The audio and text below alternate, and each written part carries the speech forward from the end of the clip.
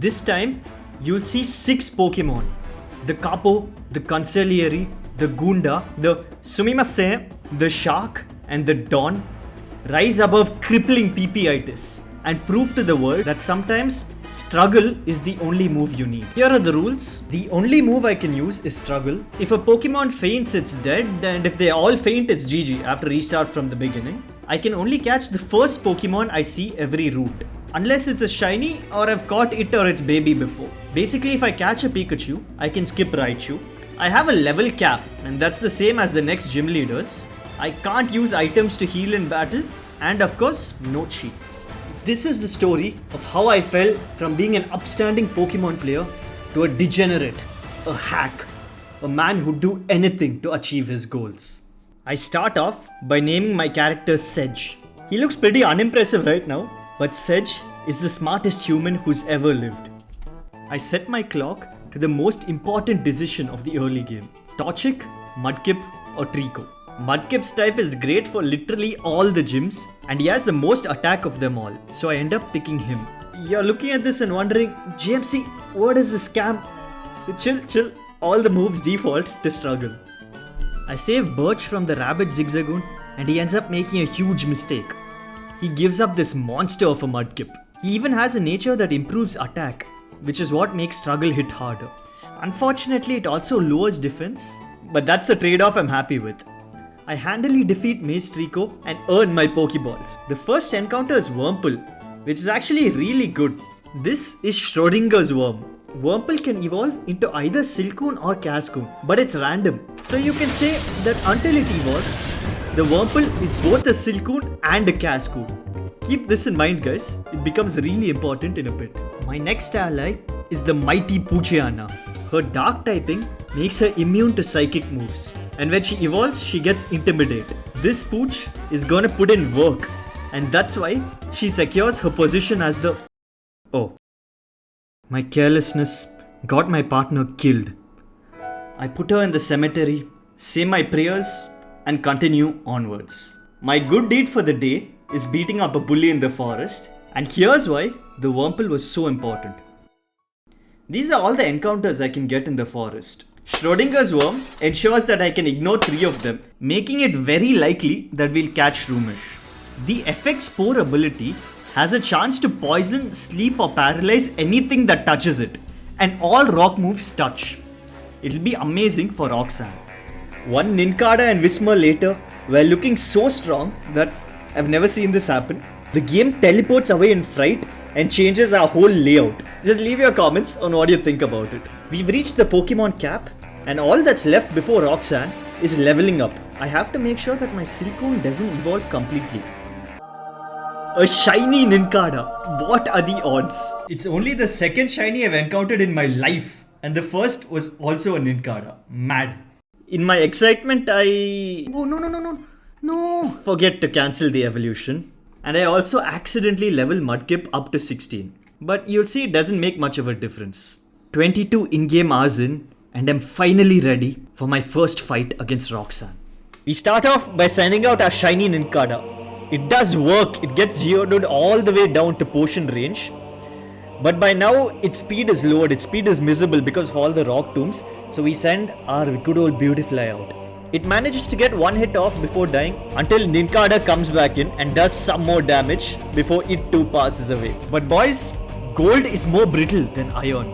The Capo's claws claim a crit and our unmutated friend finishes off the Geodude. But she's still got 2 more Pokemon in play. We pit Whismur against the next Geodude. Whismur does much of the same. He takes it down to potion range, and Nincada comes in and earns its laurels by finishing the second Geodude off as well with more than half health to spare. Shroomish comes in and does exactly what it's supposed to. It tanks those hits like a champ, but it just does not get that Effect Spore off. And that's where the run dies. Guys, Shroomish comes in completely clutch. Our little metal cockroach whittles away at even more HP, even soaking up a crit that would have hit Mudkip. And finally, there's only one thing left to do. Pit our starter, who's been with us from the very beginning for the last 22 hours, against this single nose pass. One more hit. One more hit, please don't. Yes! Yes! The orange berry! Come on! Come on! Guys, we've done it! Oh my god! Using every resource available to us, we managed to get the stone badge. Without Ninkada, our journey would have been over before it even started, and he definitely earned his position as Capo. But it was not an easy fight. Sedge's pure innocent soul now had 6 Pokemon-shaped voids. He didn't want anyone else to lose what he lost. And he could not just stand by while an old man's Wingull was kidnapped. The Team Aqua Pokenapper was beaten, and we reunited the two. We reached Dewford, and it was finally time to bolster our party. We got the old rod and ended up catching the floppy fish, and then entered the Granite Cave. Now these are what we can encounter in the Granite Cave. You'll notice that only 2 Pokemon are level 12. By placing a level 12 Wingull out in the front, we managed to repel away the Zubat and the Abra, leaving only 2 potential encounters. Since we lost Poochyena, Sablei's Dark typing will be amazing. But what will be even better is his Ghost type, which will make him virtually immune in the next gym and the Norman fight. Let's see what we get. Guys, it was not what we hoped for. It's not a bad substitute, but it does mean that Sableye became the lost Braatva, the one who could have been. Our final possible encounter ends up being a Gulpin, which is pretty nice because he resists all of Brawly's attacks until we end up losing our Wingull to this random trainer. Well, what can you do? This is what we're going to fight Brawly with. Our Marshtomp baits out the Super Potion and then ends up getting an amazing crit. Our Aron goes in against the Meditite. Now that big head must be like layers of an onion. The more you peel it, the more you cry with disappointment because it can only see a kill with Focus Punch. And it keeps going for Focus Punch, which gives us a free kill. And then our Gulpin goes up against his main man, his main Makuhita. Gulpin makes it use the Citrus Berry. We really didn't have a choice there. We had to sacrifice our Gulpin. And our Marshtomp comes in and gets another crit, guys. And this crit mattered as well because there's no way we'd have won it otherwise. Marshtomp really coming in clutch.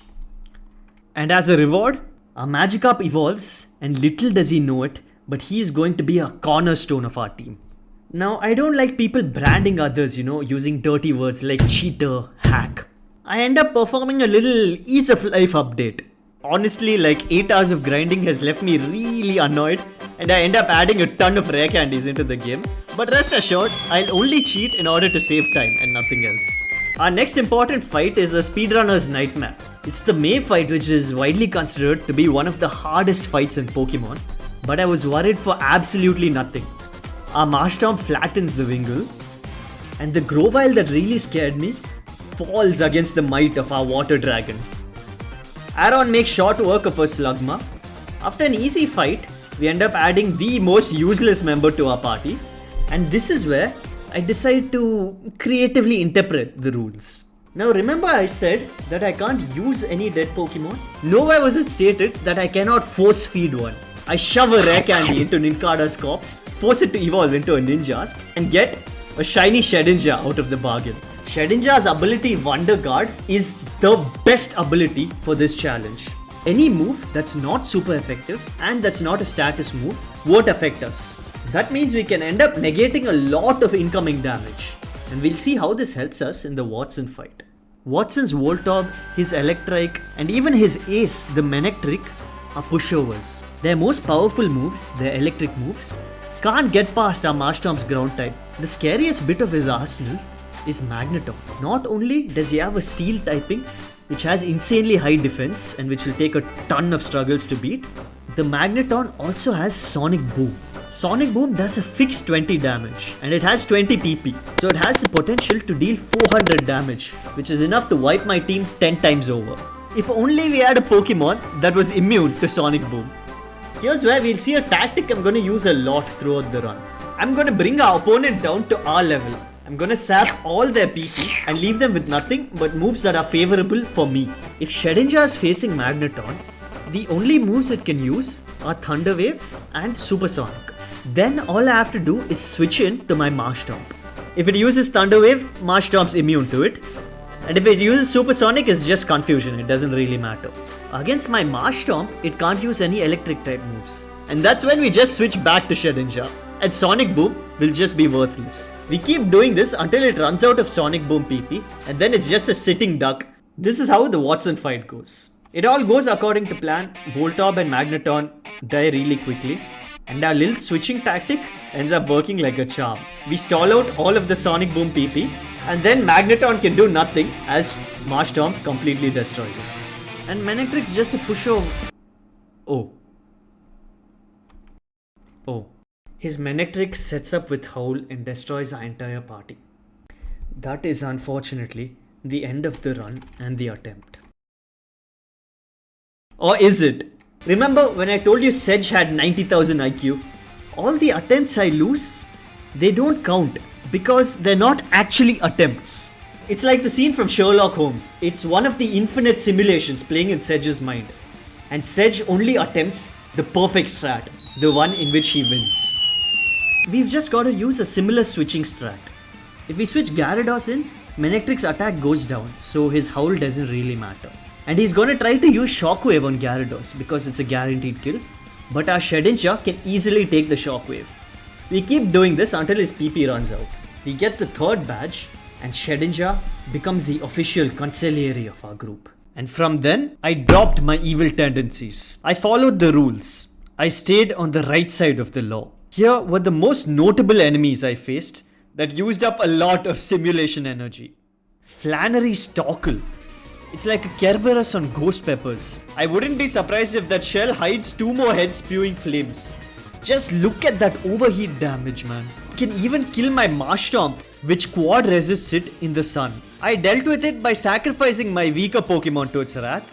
Once it was 3 overheats down, it couldn't do much. It could only body slam, and Graveler finished it off, earning his place as the Sumimaseeeeen.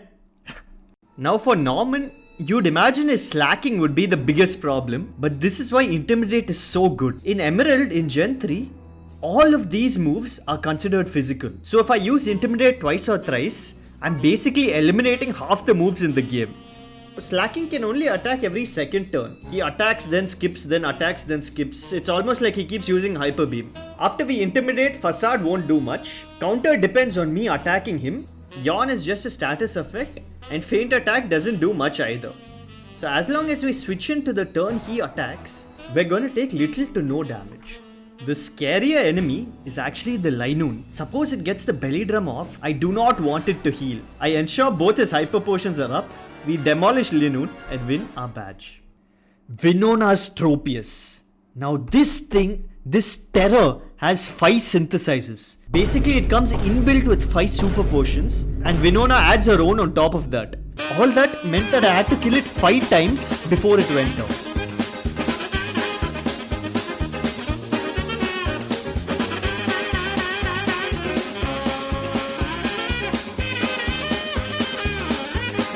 Bah! I searched all over Hoenn, up and down, high and low. Wait, didn't you have a Pokemon that gave me nightmares too? How do you catch it? Where is it? Where is it? After shaking down the old man, we managed to catch our own Magneton. He would be an invaluable ally. With a silly struggling Swablu and a Skarmory who is completely decimated by Intimidate, we managed to get past it, and Magneton got promoted to Goonda. And then came Tate and Lisa. They had 2 major advantages. One was Psychic, which is the best move in the game, and the other was that my Pokemon wouldn't listen to me. Whenever I struggled, they'd randomly hit one of the 2 opponents, and I couldn't control which one they'd hit. Now, 100 simulations later, I find myself drawn back to the life of crime. I throw all the rules to the wind and modify my Pokemon's EVs using an act of God. For those of you who don't know, EVs are secret numbers that go up the more wild Pokemon you fight. You can make these numbers go up or down, but they take thousands of encounters and a lot of hours. I use PK Hex, and once my EVs are in place, a strategy emerges. 2 of their Pokemon only know Psychic, it's their only harmful move. If I were to somehow sap all the Psychic PP, they would just be sitting ducks. I start off with Sharpedo and Tentacruel. Now, this is how the gym leaders think. If they can kill a Pokemon, right, they'll go for the kill. The Lunaton can kill the Tentacruel with Psychic, so it just decides to use it. The clay doll can kill it with either psychic or earthquake. That's when I switch into Wheezing and Shedinja. If they both use psychic, Shedinja just eats it up. And if clay doll uses earthquake, it doesn't affect either of them. Wheezing has levitate. Now Lunatown knows that it can kill Wheezing with a psychic. Clay doll can also kill it with a psychic, but it can also ancient power the Shedinja. Shedinja has only 1 HP, it'll die. Once I switch back into Sharpedo and Tentacruel, my Sharpedo is immune to all psychic type moves. And I don't really care if Tentacruel gets hit with ancient power, it's not going to do any damage. We keep doing this again and again till Lunatown's out of psychic PP. Then we can use one Pokemon slot to keep Claydol distracted and use the other to struggle and get a little bit of chip damage. Solrock will always Solar Beam when it sees Swampert. So then we can just switch into Shedinja and keep it locked in. Lunatown's very similar to the Xatu, it only knows Psychic, so we use the same strat. We keep on switching until it's out of Psychics. You didn't see it, but Gyarados hit like a truck throughout the fight. He gets his long overdue promotion, becomes the shark he was always meant to be, and by now, Sedge and gang are far down the path of villainy. Back in the day, the world wasn't so kind. We had laws that were partial and gravelers without elbows. How could our gang of cripples succeed if we struggled so much against 2 pips? And then I saw the greatest sight I'd ever witnessed.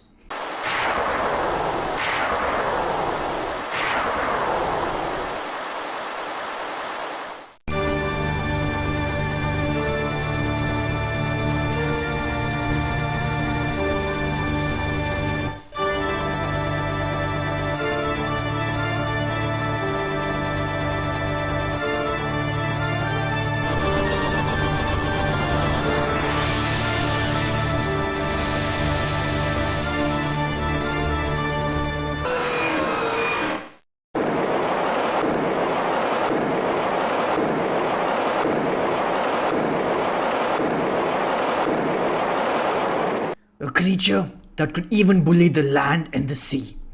I had to have it in my party. The laws forbade me from leveling above 1, but they never said I couldn't catch an over-leveled beast.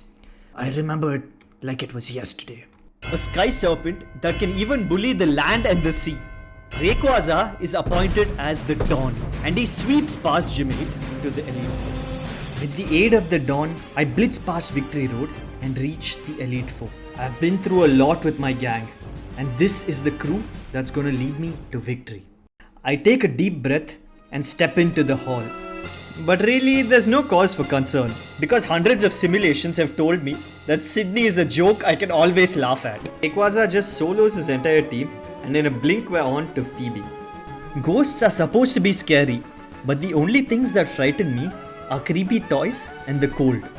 Rayquaza can only die to an ice move, and the second Dusclops knows Ice Beam. It's finally time for the rest of the party to put in work. All of the Dusclops' other moves are physical, so after a few intimidates, I'm able to gently close that eye. Phoebe's got 2 Bennets, and one of these puppet monsters knows Will-O-Wisp.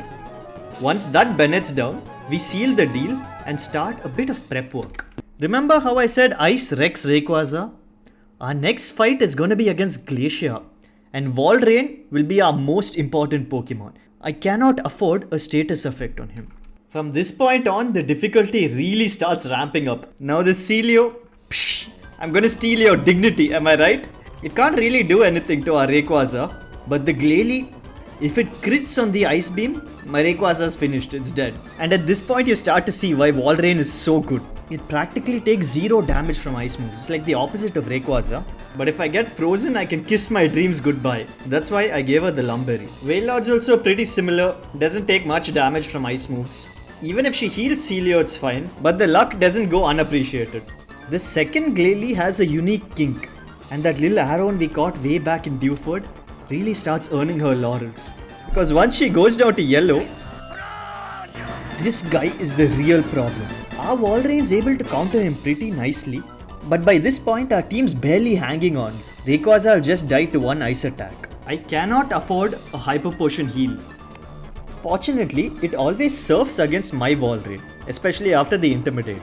I can safely switch Rayquaza in once it's at exactly that much health And Rayquaza is able to skip the healing. Rayquaza is able to finish it off. Drake, the Dragon Master. An untold rule in the community is that any mobster can have 3 fears. And Rayquaza's secret terror is dragons. It just takes one Dragon Claw crit to finish it off. Gyarados will end up being the star of our show. The Shelgon he opens with, for some reason always wants to Rock Tomb you before it does anything else. As long as we keep switching out, good chance we get an easy kill.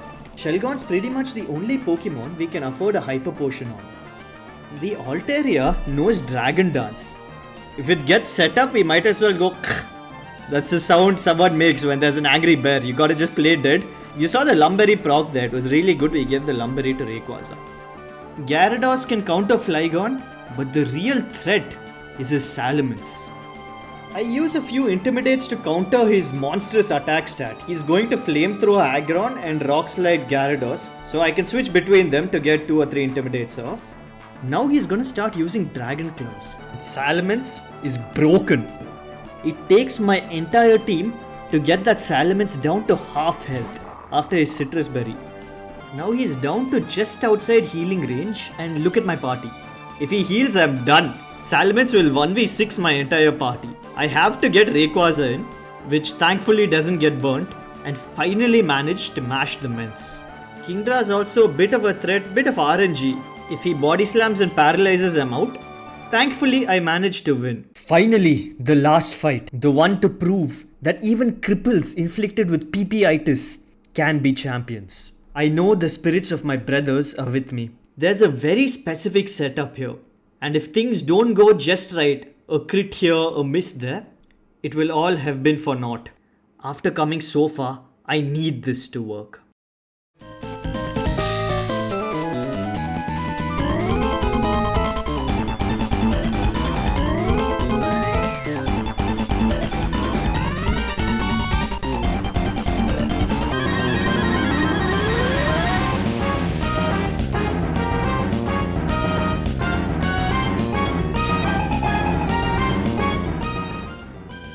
Swampert, my right-hand man who needs no praise, who's been with me through thick and thin, pulls off another Roxanne.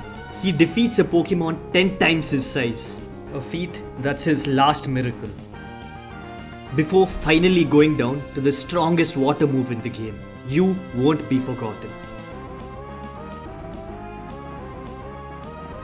I pit my own whale against the Tentacruel, but its name is no joke. He not only takes down the Whale Lord, but forces my entire party to switch in before he finally goes down.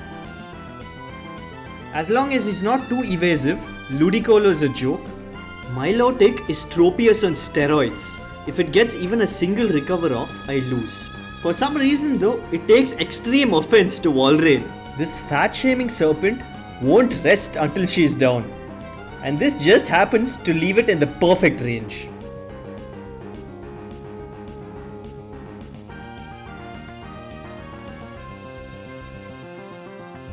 There's no worse feeling than when your own shark is used against you.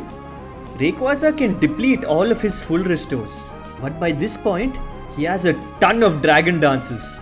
He can either Surf or Hyper Beam. I can't believe I have to stake the outcome of this final run on the flip of a coin.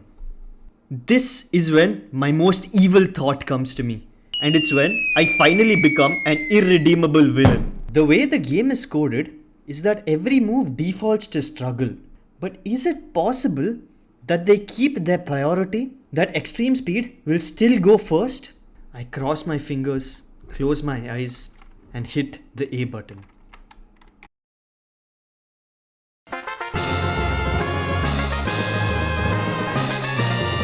After hours of playing and hundreds of lost comrades, I finally managed to become the strongest trainer.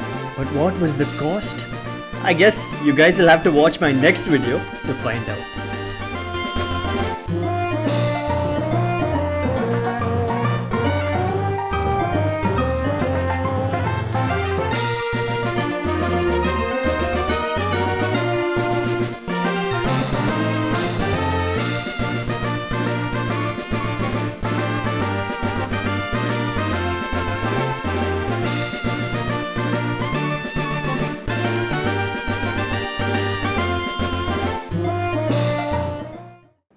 Sedge won the battle, but his soul was so stained that the gods of the Pokemon world took notice.